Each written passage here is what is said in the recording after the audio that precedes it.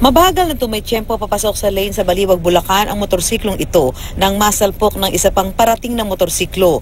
Natumba ang dalawang nakasakay sa nabanggang motor habang sumemplang at tumama sa kasalubong na sasakyan ang nakabanggang rider. Nakatayo ang magkaangkas sa nabanggang motor pero di pa matiyako na sugatan sila pati na ang nakabangga sa kanila.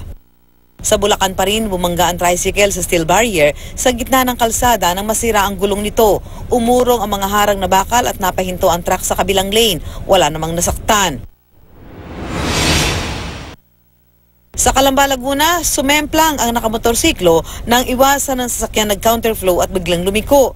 Ang sasakyan dire-diretso lang sa direksyon papuntang Batangas. Hindi ito naplakahan. Nasugatan ng rider na sinaklolohan ng kapwa niya rider at ng isang tumatawid.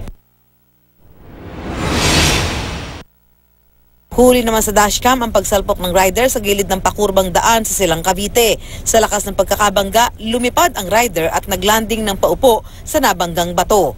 Wala siyang helmet. Ayon sa uploader, nabukulan ng rider at nahirapang makatayo. Tinulungan daw ito ng mga nakatira sa lugar. Muntik namang masapul ng bus ang sasakyang may dashcam sa Gumaca, Quezon. Dire-diretso lang ang takbo ng kotseng may dashcam nang biglang bumalaga ang bus na nag-counterflow para maka-overtake. Mabuti na lang nakapag-minor ang may dashcam at nakaiwas ang bus driver kaya hindi sila nagkabanggaan.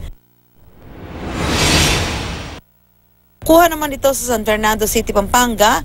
Pagmasdan ng kotseng diretso ang takbo. Bigla namang lumabas sa kanto ang pick-up truck at natumbok ang kotse. Ayon sa uploader, nagkaayos naman ang dalawang motorista. Susan Enriquez, GMA News.